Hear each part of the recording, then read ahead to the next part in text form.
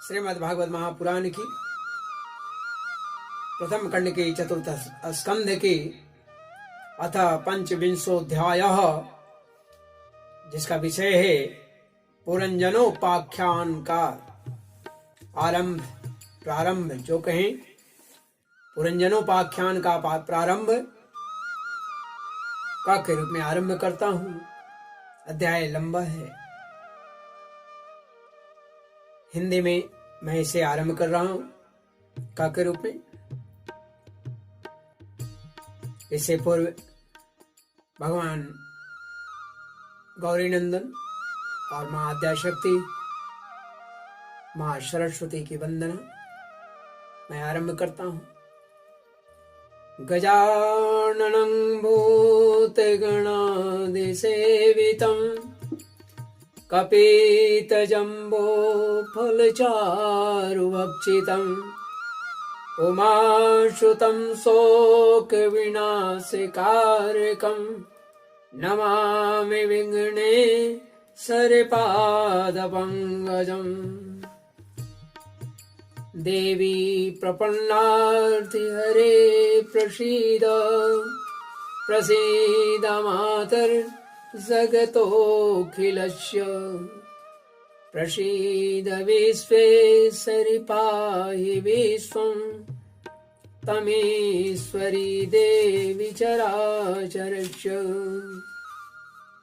गुरु ब्रह्मा गुरु विष्णु गुरुदेवो महेश्वर, गुरु साक्षात् परं ब्रह्म तस्मै श्री गुरुवे नमः।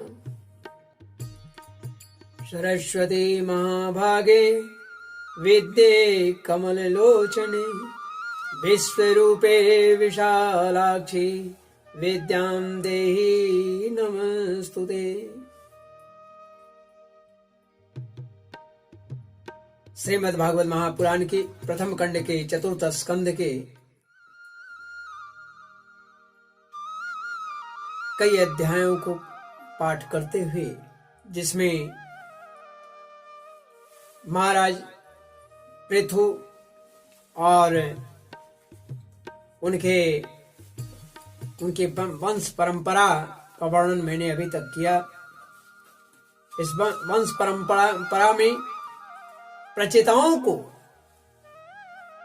भगवान रुद्र का बड़ा ही सुंदर स्तोत्र, भगवान रुद्र के द्वारा जो स्तोत्र बताए गए हैं उसका वर्णन भी मैंने किया।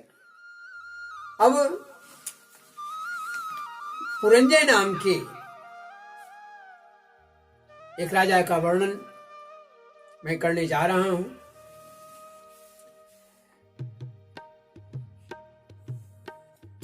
और इसी का विस्तार बड़े ही गौर से सुनने लायक है। मनुष्य की प्रवृत्तियां कैसे आसक्तियों में जब पढ़कर अन्य दूसरे शरीर को धारण करता है, उसी का वर्णन क्रमशः अध्याय में शुरू हो रहा है। चूंकि अभी तक मैंने बताया प्राचीन वरही का चित्र, मनु के कुमारों का चित्र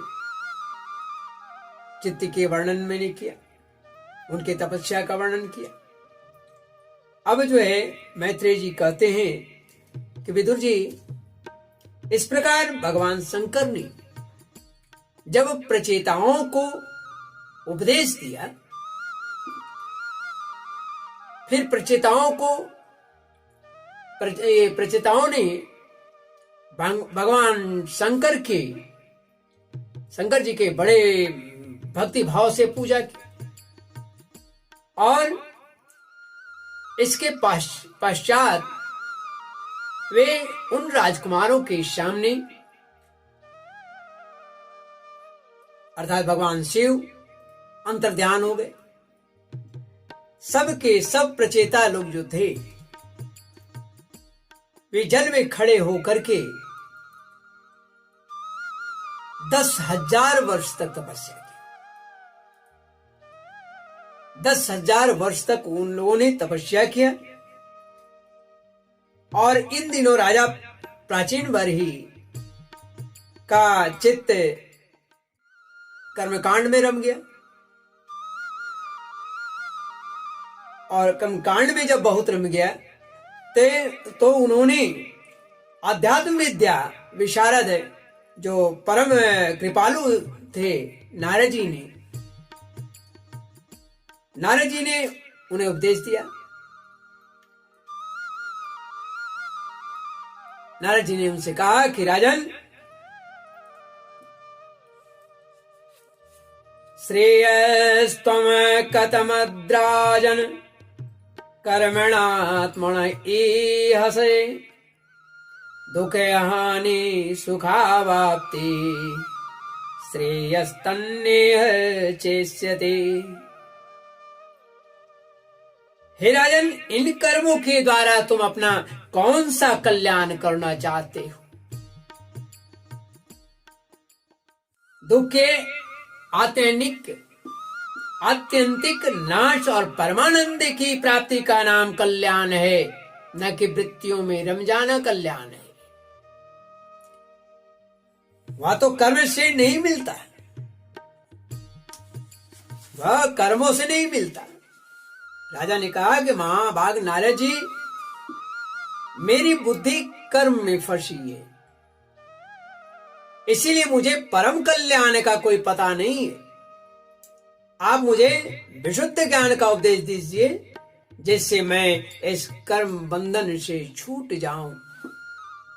जो पुरुष कपट धर्म में गृहस्थाश्रम में ही रहता है, या कपट धर्म में गृहस्थाश्रम में रहता हुआ पुत्र, स्त्री और धन को ही परम पुरुषार्थ मानता है, वह अज्ञानवश संसारारण्य में, यानी संसार रूपी जो ये अरण्य है, उसी में वह भटकता रहता है। और भटकता रहने के कारण ही उसे परम कल्याण को, वह उस परम कल्याण को प्राप्त नहीं कर सकता है। नारद जी फिर कहते हैं कि देखो देखो राजन, तुमने यज्ञ में जो निर्दयता पूर्वक जिन हजारों पशुओं की बलि चढ़ा दी,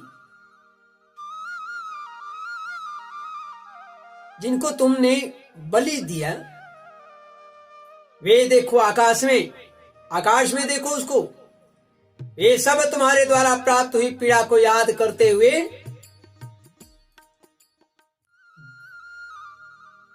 बदला लेने के लिए बाट जो हो रहे हैं।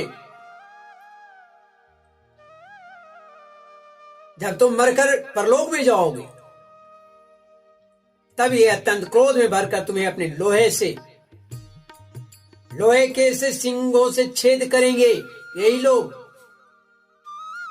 लोहे के समान जो सिंग होगा उससे ये छेदेंगे।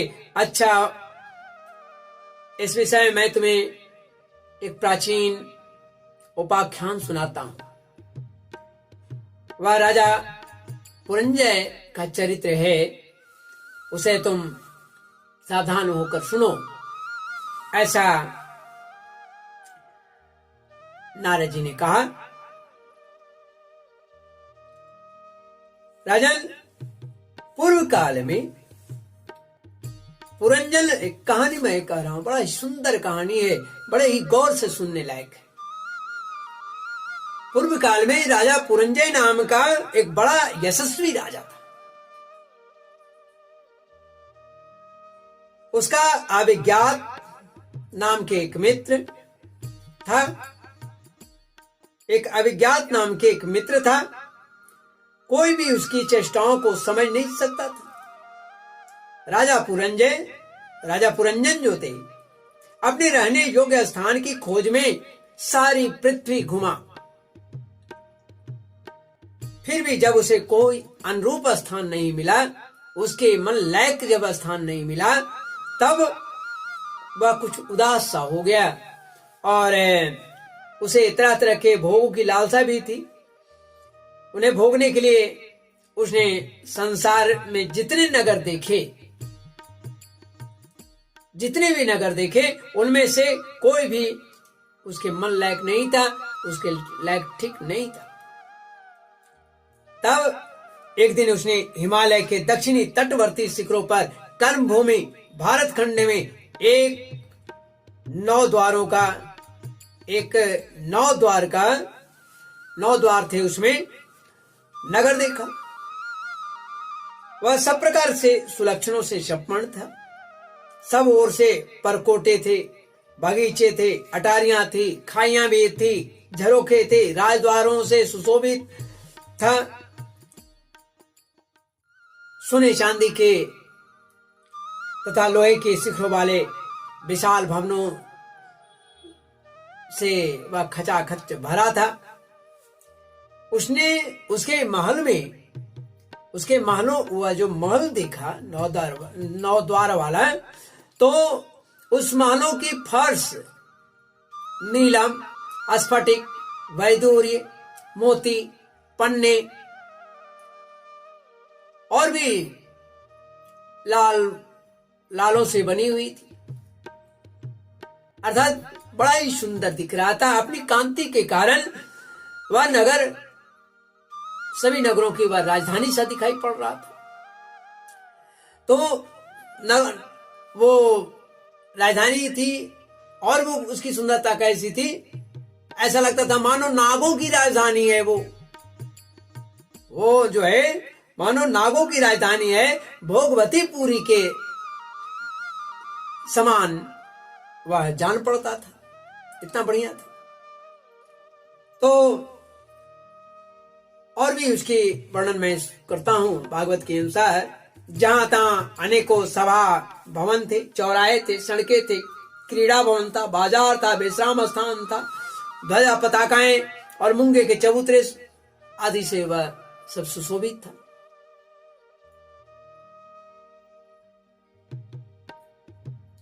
उस नगर के बाहर दिव्य वृक्ष लगे हुए थे और लताओं से वह पूर्ण था।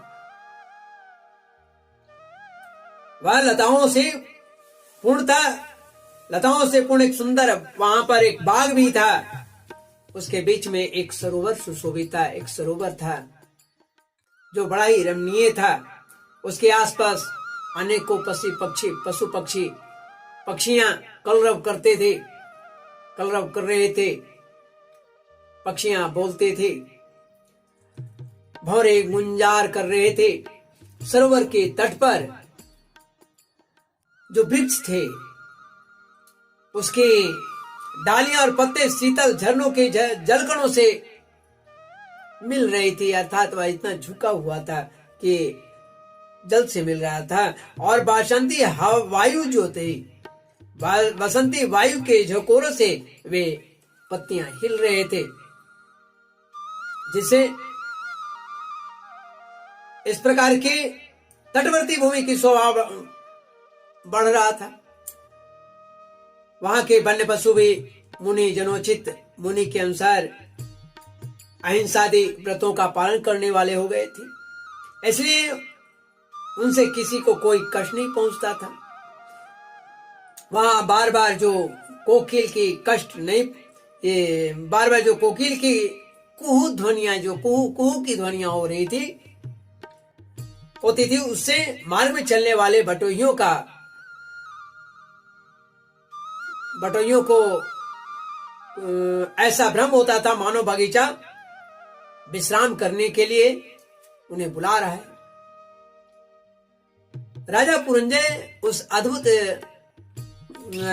वन में घूमते हुए एक सुंदरी को देखा। वह सुंदरी चली आ रही थी, अकस्मात इधर चली आ रही थी जिधर से पुरंजय जी जा रहे थे। तो उसके साथ 10 सेवक भी थे, जिनमें से प्रत्येक 100 नायिकाएं उसके, यानी एक का 10 जो सेवक थे उनके एक एक सेवक का 100 पत्नियां थी। एक 5 फन वाला सांप उनका द्वारपाल था, वही उसके सब ओर से रक्षा करता था। वह सुंदरी भोली भाली किशोरी थी। उसकी नासिका, दंत पंक्तियां, कपोल और मुख बहुत सुंदर थी। उनके समान कानों में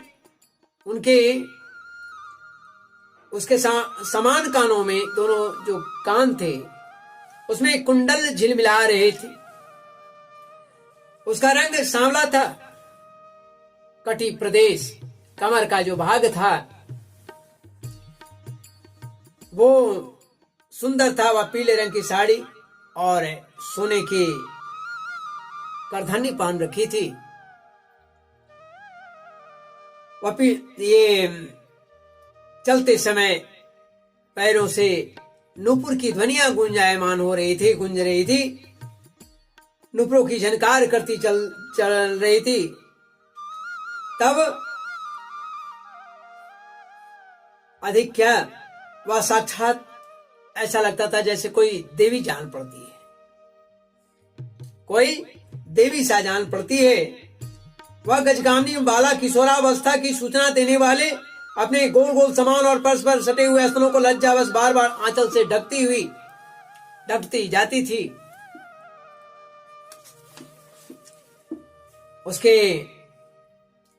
उसके प्रेम से मटकती भौं और ये प्रेम पूर्ण तिरछी चितवन जो था, ऐसा लगता था जैसे चितवन के बाण से घायल हो जाए और वीर पुरंजय उसके सामने से गुजर रहे थे, अर्थात वीर पुरंजय उनकी चितवन से घायल सा प्रतीत हुए। लज्जा युक्त मुस्कान और फिर सुंदर लगने वाले उस देवी से मधुर वाणी में वह कहा, राजा पुरंजय ने कहा, इमामुपपुरीं भीरु किंचिकीर्षसि संसमे कायतेनुपधायेत एकादश महाभटा। कमल दल लोचने, मुझे बताओ तुम कौन हो, किसकी कन्या हो? हे साध्वी, इस समय आ कहां से रही हो? हे भीरु, इस पुरी के समीप तुम्हारे साथ इस 11वें महान सुरवीर, 11 महान सुरवीर, ये संचालित ये 10 सेवक कौन है? और ये सहेलियां तथा तुम्हारे आगे आगे चलने वाला यह सर्प कौन है? सुंदरी, तुम साक्षात लज्जा की देवी हो अथवा उमा, रमा और ब्राह्मणी में से कोई हो। यहां वन में मुनियों की तरह एकांतवास करके क्या अपने पति देव की खोज कर रही हो? ऐसा राजा पुरंजय ने पूछा। तुम्हारे प्राणनाथ तो तुम उनके चरणों की कामना करती हो, इतने से ही पूर्ण काम हो जाएंगे। अच्छा, यदि तुम साक्षात कमला देवी हो तो तुम्हारे हाथ का क्रीड़ा कमल कहां गिर गया?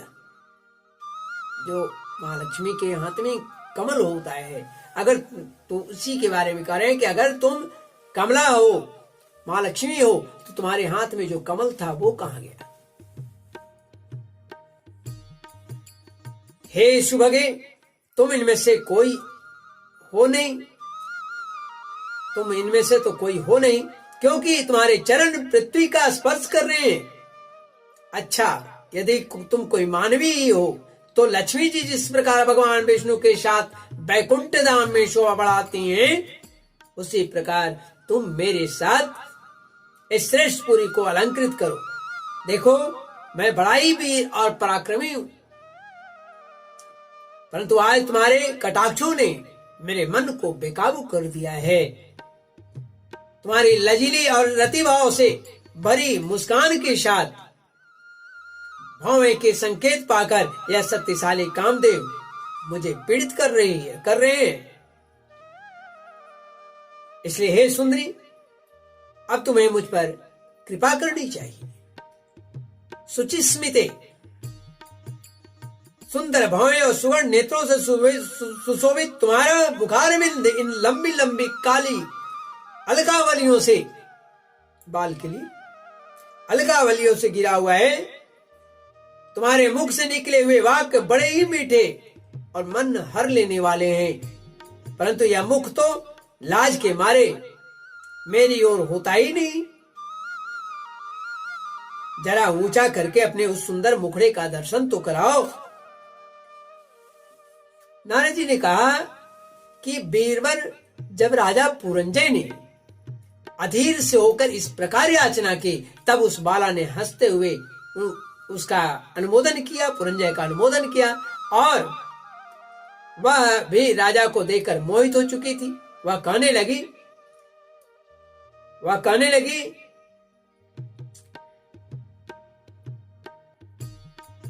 आत्मनश्य परस्यापि गोत्रं नाम च यत् कृतम् इहाद्य सन्तमात्मानं विदामन ततः परम् एलेयं निर्मिता वीर पुरी शरणमात्मनः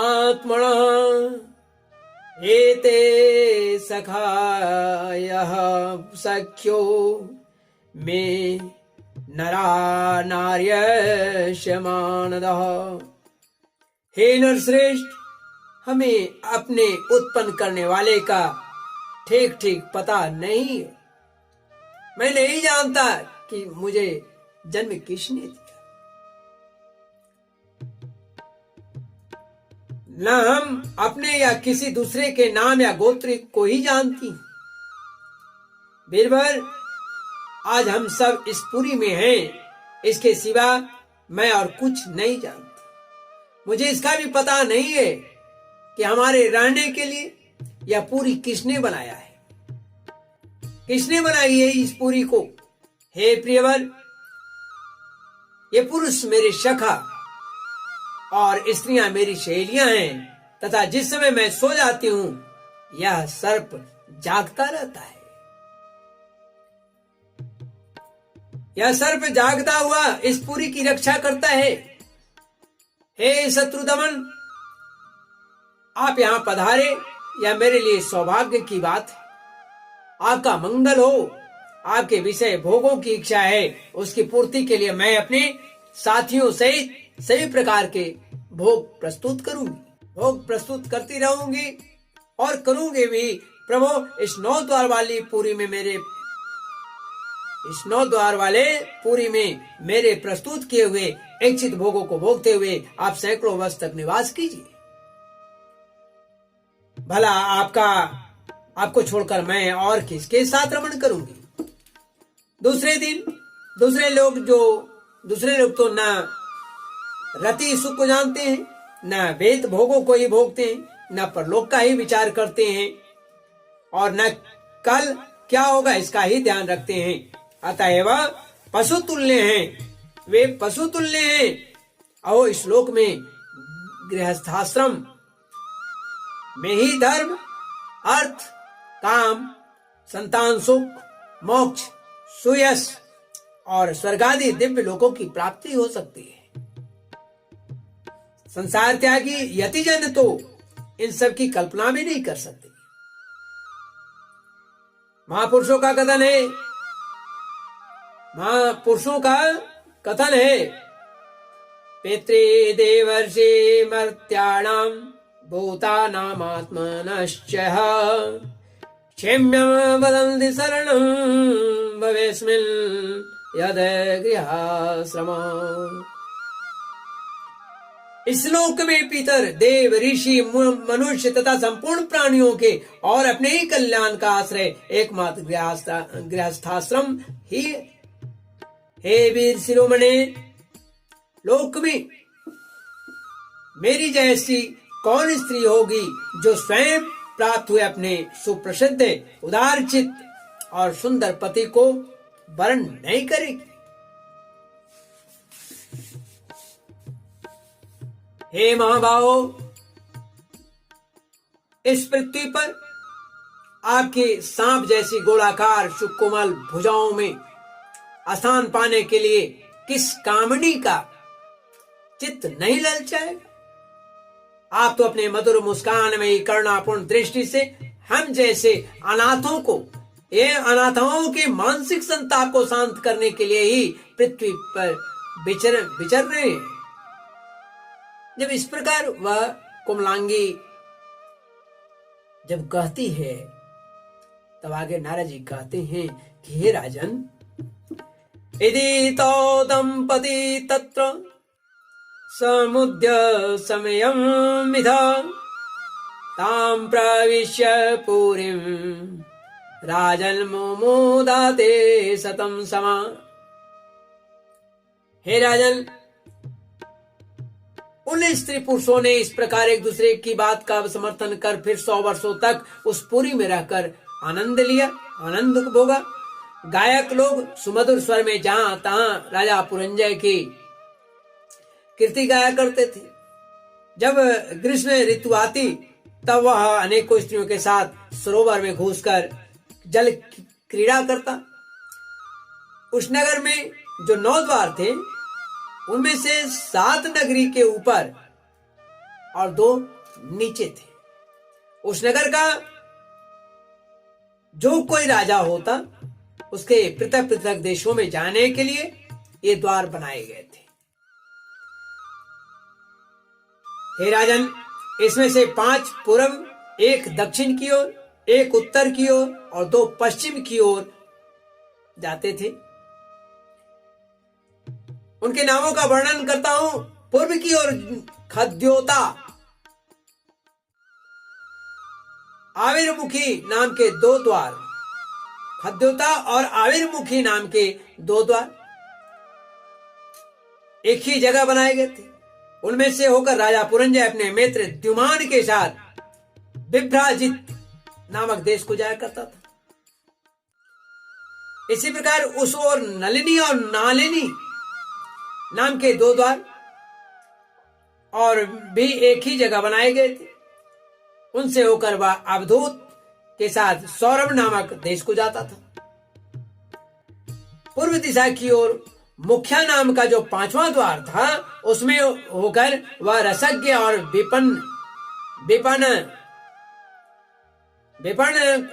विपणक के साथ क्रमशः बहुधन और आपन नाम के देशों को जाता था। पुरी के दक्षिण की ओर जो पितृहु नाम का द्वार था, उसमें होकर राजा पुरंजन श्रुतधर के साथ दक्षिण पांचाल देश को जाता था। उत्तर की ओर जो देवहू नाम का द्वार था, उसे श्रुतधर के ही साथ वह उत्तर पांचाल देश को जाता था। पश्चिम दिशा में आसुरी नाम का दरवाजा था, उसमें से होकर वह दुर्मद के साथ ग्रामक देश को जाता था तथा निर्ऋति नाम का जो दूसरा पश्चिम द्वार था, उसे लुब्धक के साथ वह वैशस नाम के देश को जाता था। इस नगर के निवासियों में निर्वाक और पेशस्कृत ये 2 नागरिक अंधे थे। राजा पुरंजन आंख वाले नागरिकों का अधिपति था, राजा था। अधिपति होने पर भी इनकी सहायता से जहां तहां जाता और सब प्रकार के कार्य को करता था। जब कभी अपने प्रधान सेवक का नाम विशुचिन था, तो विशुचिन के साथ अंतःपुर में जाता, तब उसे स्त्री और पुत्रों के कारण होने वाले मोह, प्रसन्नता एवं हर्ष आदि विकारों का अनुभव होता। उसका चित्त तरह तरह के कर्मों में फंसा हुआ था। काम परवश होने के कारण वह मूढ़ रमणी के साथ ठगा जा रहा था। वो रमणी के साथ ठगा रहा था। उसकी रानी जो काम करती थी, वह भी करने लगता था। उसकी रानी जो काज करती रहती थी उसी काज को वह करने लगता। वह जब मद्यपान करती, सुरापान करती, तब वह भी मदिरा पीता और मद से उन्मत्त हो जाता। जब वह भोजन करती तब आप अपने भी यह भोजन करता, और जब कुछ चबाती तब आप भी, तो ये पुरंजय भी कुछ न कुछ चबाने लगता। इस प्रकार कभी उसके गाने पर गाने लगता, रोने पर रोने लगता, हंसने पर हंसने लगता, बोलने पर बोलता। वह दौड़ती तो दौड़ता, खड़ी होती तो खड़ा हो जाता, जब वह सोती तो यह भी सो जाता, जब वह बैठी रहती तो यह भी जाकर बैठता, कभी वह सुनने लगती तो सुनने लगता। इस तरह से मनी केवल जो रानी करती थी वही काज ये करता था। उसकी प्रिया किसी कारण से अगर शोकाकुल होती तो आप स्वयं भी तीनों के समान व्याकुल हो जाता। जब वह प्रसन्न होती तो यह प्रसन्न रहता, आनंदित होने लगता। राजा पुरंजन अपनी सुंदर इस रानी के द्वारा ठगा गया। सारा प्रकृति वर्ग परिकर ही उसने उसको देखा, परिकर ही उसको धोखा देने लगा। वह मूर्ख बनता रहा। वह मूर्ख जो है विवश होकर के इच्छा ना होने पर भी खेल के लिए घर पर पाले हुए बंदर के समान वह अनुकरण करता। इस तरह से पुरंजय उस स्त्री के जाल में बुरी तरह फंस गए हैं। इसके आगे की कहानी अगले दिन मैं कहूंगा। इति श्रीमद्भागवते महापुराणे पारमहंस्यां संहितायां चतुर्थ स्कंदे पुरंजनोपाख्याने पंचविंशोऽध्यायः। राजा पुरंजन का शिकार खेलने में वन में जाना और रानी का कुपित होना अगले दिन मैं बताऊंगा षड्विंशोऽध्याय में। श्रीमन्नारायण नारायण नारायण गोविंद नारायण नारायण नारायण हरि हरि नारायण नारायण नारायण मति नारायण नारायण नारायण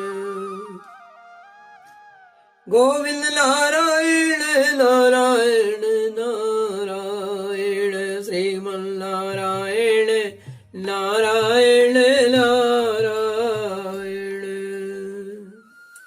बोलिए श्री लक्ष्मी नारायण भगवान की।